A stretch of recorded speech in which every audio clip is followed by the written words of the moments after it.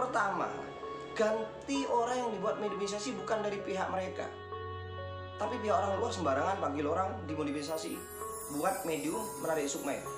Saya yakin nggak bisa. Saya yakin nggak bisa.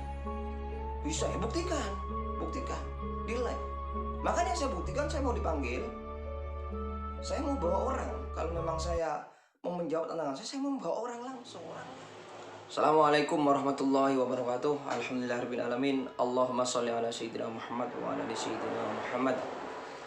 Para sahabatku yang dirahmati Allah, langsung saja kali ini saya ingin menanggapi atau menjawab konten yang baru saya unggah di channel saya Rumah Kesehatan Khalifah yang tadi pagi.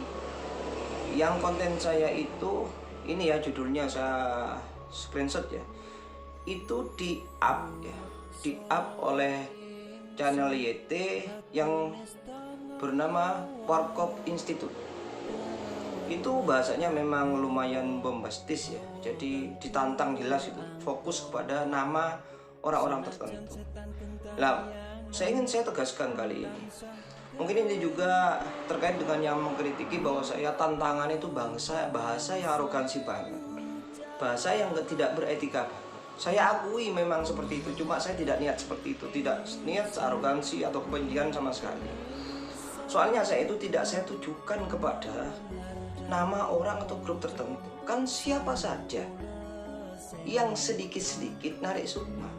Nah itu bahasa tantang itu salah saya mungkin ini kurang beretikanya, karena memang sehingga terkesan arogansi, tapi tidak niat seperti itu. Saya terkesannya itu mungkin saya terus terang karena semangat itu saja, karena semangat. Dan saya tegaskan lagi, walaupun begitu terkesan arogansi, saya tidak tujukan kepada kelompok atau nama orang tertentu. Nah, nampaknya juga di sini dapat diketahui dari situ bahwasanya banyak orang-orang yang terlalu fanatik sehingga terpancing dengan bahasa.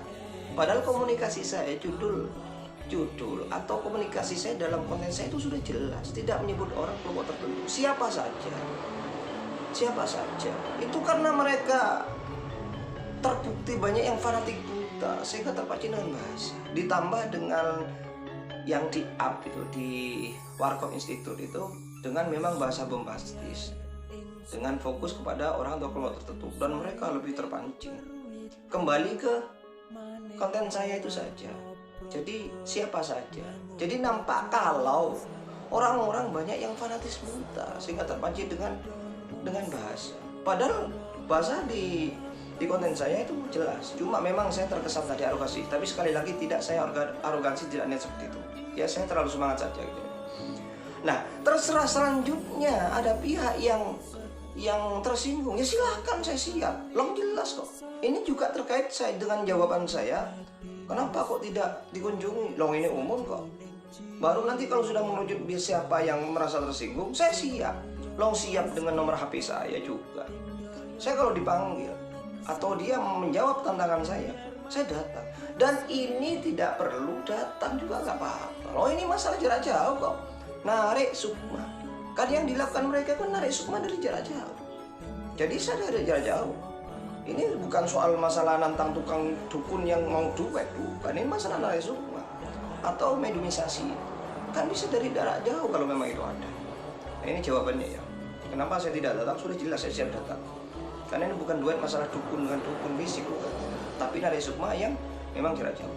Dan saya sudah siap sekaligus saya siap siapa yang tersinggung pihak atau personal tertentu yang memanggil saya, sudah siap. Saya sudah siap. Dan ini masalah tabayun saya. Biar tabayun dulu, ini tabayun. Saya tegaskan sampai dengan bahasa yang seakan arogansi, kata-kata tantang itu tabayun. Kalau memang ada silakan, kan tabayun. Jadi nampak kalau banyak orang yang terlalu fanatik buta. Jadi kita harus berpikir jernih lah, pakai logika, pakai keilmuan yang jelas. Saya juga mengutip ayat Al-Quran. Kemudian ini, saya ajak berpikir juga tentang narik sukma atau mediumisasi. Coba siapapun yang Anda tokohkan sampai fanatisme buta seperti itu, coba pikir proses mereka. Satu, pikir Yang dibuat mediumisasi itu kan orang-orang itu saja. Menunjukkan itu segala masalah sugestivitas beraka, karena memang mereka yang gampang sugestif. Kalau ingin dibuktikan, makanya saya tantang. Sekali lagi, mohon maaf saya, masalah tantang nanti dipermasalahkan. Yang penting bukan masalah bahasa saja, tapi masalah nari sukma aja. Masalah realnya saja ya. Intinya saja, tentang nari sukma itu ada apa enggak gitu. Kalau itu masalah sugestivitas belaka, makanya tetap aja mediumisasinya. Dan dari kelompok mereka. Makanya kalau ingin membuktikan itu real adalah, pertama, ganti orang yang dibuat mediumisasi bukan dari pihak mereka. Tapi pihak orang luar sembarangan panggil orang dimodifikasi buat medium menarik sukma. Saya yakin nggak bisa. Saya yakin nggak bisa. Bisa ya, buktikan, di live. Makanya saya buktikan, saya mau dipanggil, saya mau bawa orang. Kalau memang saya mau menjawab tantangan saya mau bawa orang langsung, orang lain. Atau waktu saya langsung ke situ, langsung panggil orang di jalan, dia yang biasa mengaku bisa narik sukma atau masukkan jin ke tubuh seseorang, raga seseorang, ya langsung diperhatikan di depan saya dengan saya mengambil orang yang dibuat mediumisasi secara sembarang. Bukan dari pihaknya dia, bukan juga dari pihak saya, itu jelas. Yang nomor dua, coba kita juga menjadi pikiran ketika proses mediumisasi atau nari sukma. Ini pakai logika aja ya, bukan referensi kitab sekarang. Pernahkah Anda melihat proses mediumisasi ketika ditanya tentang ketika sukmanya sudah masuk ke raga mediumnya itu? Pernahkah ditanya jawabnya jelas siapa namanya? Biasanya narik tukang dukun santet gitu. Dukun santet. Siapa nama dukun santetnya? Di mana yang jelas? Kan umum saja walaupun dijawab. Malah seakan-akan mengalihkan pertanyaan itu yang dibuat medium, yang kesurupan itu. Gak jelas identitasnya, mungkin coba tanya punya anak berapa, namanya siapa. Jelas kan? Itu tidak mungkin jelas, karena itu sekedar subjektivitas pemikiran bahwa sadar dia medium itu saja. Kalau kosong dari identitas sukmanya yang dipanggil, ya tidak mungkin jawab.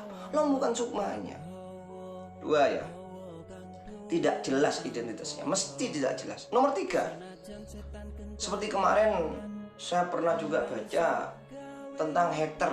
Saya nggak jawab, pokoknya ada, saya bilang teman ya, saya juga lihat di YouTube, nggak usah, karena ini bagian dari etika media massa ya, nggak saya nyebut seseorang. Contoh, saya buat contoh misalnya memanggil haters gitu ya, itu kan nggak jelas siapa namanya. Kalau memang itu nyata, ya sudah, haternya waktu itu panggil siapa namanya, langsung panggil waktu itu juga, buktikan. Ketika ditarik sukmanya itu, apa betul atau enggak? Ya enjoy saja haternya itu, atau dukun santetnya. Saat itu dukun santetnya yang dimaksud ditarik sukmanya itu nyantai aja di rumahnya. Makanya tanpa ada pembuktian. Coba waktu itu siapa yang sedang ditarik sukmanya, telepon yang jelas siapa itu, di mana itu, langsung kunjungi saat itu. Kan nggak pernah. Makanya sekali lagi dengan bahasa tantangan itu, atau memang bukan tantangan lah, kalau memang betul siapapun yang dikit-dikit narik sukma atau mediumisasi itu, kalau narik sukma siapa, saya mengajak kita berpikir atau buktikan, saya ajak buktikan. Satu tadi, langsung siapa yang ditarik sukmanya. Di sana ada yang membuktikan apakah sudah kelengar atau gulung-gulung atau semaput karena ditarik sukmanya. Ajak seperti itu. Ajak seperti itu. Saya ingin buktinya. Kalau nanti bahasa tantangan enggak kan? Atau secara lebih langsung saya aja tarik sukmanya. Ada yang menyaksikan saya kapan? Ini mah harus jarak jauh, enggak bisa langsung datang ke sana. Saya di sini, ada yang buktikan live, kalau bisa direkam, sama-sama direkam. Saya di rumah ini, dan di sana yang bisa narik sukma saya itu di sana nyurupi mediumisasi itu. Gimana kondisinya? Baru jelas. Jangan fanatik buta. Ini masalah saya ajak berpikir logika Anda. Jangan ikuti nafsu. Jangan terpancing dengan bahasa karena Anda fanatis. Ini secara logika, bukan referensi kitab kita. Kalau referensi kitab kita malah jauh lagi. Anda masih dipertanyakan gimana roh? Apa sukma atau roh? Ada yang tadi pengajian tentang sukma. Sudahlah, saya cuma berpegang ke Al-Quran. Sudah memang jelas kok bahwa roh itu sudah tidak jelas. Hanya Allah. Saya buktikan baca Al-Quran. Ini dalil saya. Bismillahirrahmanirrahim. Wa yas'alunaka 'anir ruh. Qulir ruh min amri rabbi wa ma utitu minal ilmi illa qalila.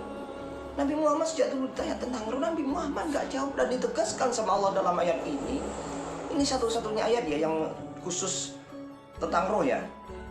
Sepengetahuan saya nggak ada yang lain itu tentang nyawa umum, tapi khusus tentang roh itu ditegaskan yang lebih detail ini di ayat ini. Al-Isra 85 ya. Al-Quran surah Al-Isra 85. Lihat dengan jelas. Jadi roh itu Nabi Muhammad ditegaskan sama Allah dalam firman-Nya. Itu hanya Allah yang mengetahui. Itu soal tentang roh. Bukan apalagi soal narik roh segala, narik sukma segala. Itu sudah hal yang paling tidak jelas lagi. Tentang definisi roh aja sudah hanya Allah yang tahu. Sukma juga. Ya intinya roh lah. Apa bagian sukma? Apa korin? Lebih gak jelas lagi. Apa korin? Itu pun kalau umpamanya memang jin, itu pun tidak bisa dibuat informasi. Ini jadi pemikiran juga. Jadi poin pemikiran bagi mereka yang percaya dengan narik sukma atau minimalisasi. Umpamanya sekarang jin dimasukkan istilah. Kalau jin mengalir dalam darah setan itu jelas sudah. Tidak butuh tentang ulama di Al-Quran sudah jelas. Al-Quran saya sudah jelas sudah. Hati juga jelas tentang setan mengalir dalam darah, mendiami hati, dada manusia sudah jelas. Cuma yang sengaja disurupkan dengan mudah kayak jualan tempe itu loh. Yang saya permasalahkan, yang saya butuh bukti kalau memang itu mudah. Walaupun ada nggak semudah itu pun ikhtilaf. Walaupun memang ada real itu dimasukkan sengaja ke telaga seorang. Itu bukti nyata dimasukkan ke seorang itu juga dilarang. Dilarang mengambil informasi. Masalahnya dibuat sumber informasi. Contoh datang di tempat angker, lalu dibuat minimalisasi di situ, masuk jin di situ katanya. Lalu ditanya di situ ada itunya harus begini, ada begitu. Lah malah kita percaya ke informasi yang gak jelas tadi yang minimalisasi. Padahal itu lebih cenderung kepada bukan jin, tapi yang bereaksi akal yang dibuat medium. Coba orang lain, jangan itu yang dibuat minimalisasi. Gak mungkin bisa. Lalu itu semata isi otak bawah sadar dia saja. Lalu kita percaya, lah konyol kita. Kita mau fanatik dengan itu. Kan gak jelas itu. Pakai otak kita dong. Saya dengan logika yang jelas saja.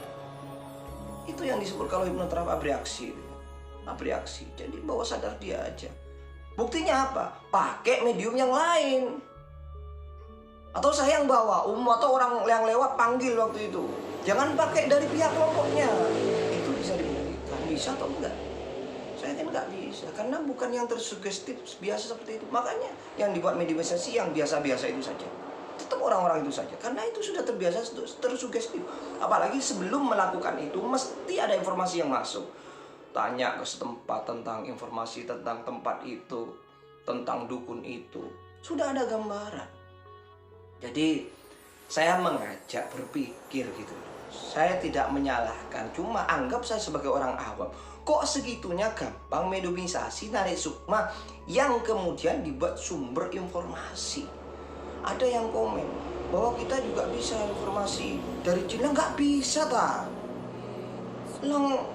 Ini masalah kitab butuh di forum kalau lebih panjang lagi ya. Ini biar singkat saja. Ya nggak bisa, sudah jelas-jelas kok. Ada keterangan di kitab juga bahwasanya secerdas sebaik-baiknya jin nggak boleh, nggak bisa menjadi perawi hadis, nggak bisa. Itu juga membuktikan dia bisa dibuat sebagai sumber hukum. Kecuali mungkin orang-orang tertentu. Itu pun jarang secara riwayatnya. Membuktikan jin itu rawan dengan kebohongan. Contoh ada riwayat, ada yang kita ketahui yang masyhur tentang Abu Hurairah ya, ketika menjaga perberatan negara. Yang jin mencuri itu ya, tentang asal usul apa? Tentang yang terkait dengan ayat kursi. Itu jin bukan nyurupi tapi ya, menyerupai. Hanya sampai 3 kali itu, biar nggak bohong itu Abu Hurairah ketika zaman Rasulullah itu. Akhirnya Rasulullah ditegaskan oleh Rasulullah bahwa itu benar, itu butuh penegasan Rasulullah.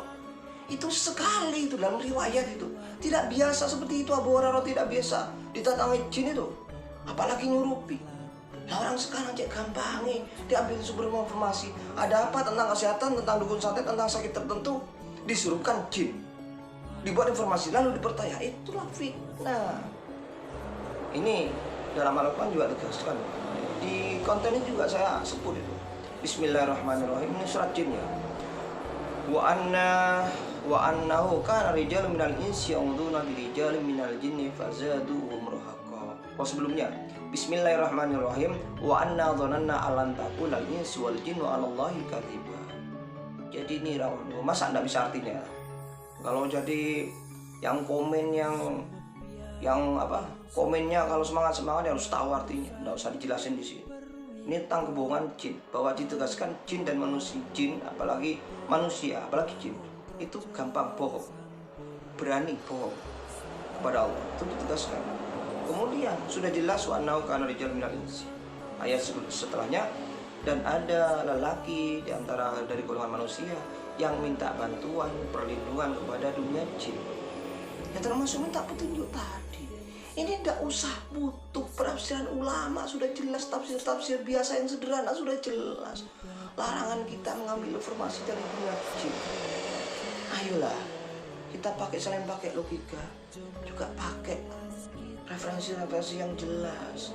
Jangan pakai nafsu, jangan pakai arogansi.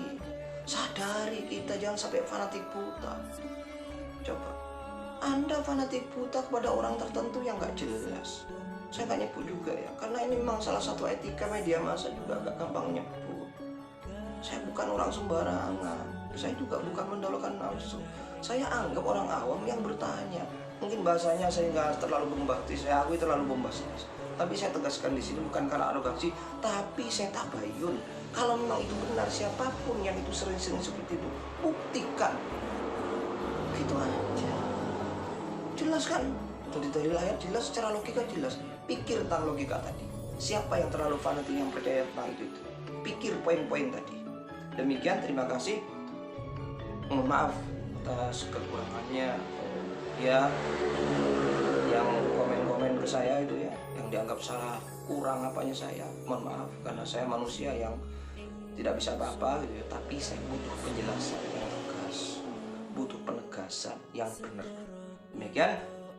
Kalau masalah saya mengunjungi itu, saya insya Allah saya sudah niat, walaupun tidak menjawab pertanyaan saya tetap tabayun secara real nanti.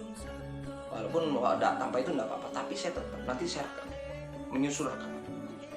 Insya Allah. Assalamualaikum warahmatullahi wabarakatuh.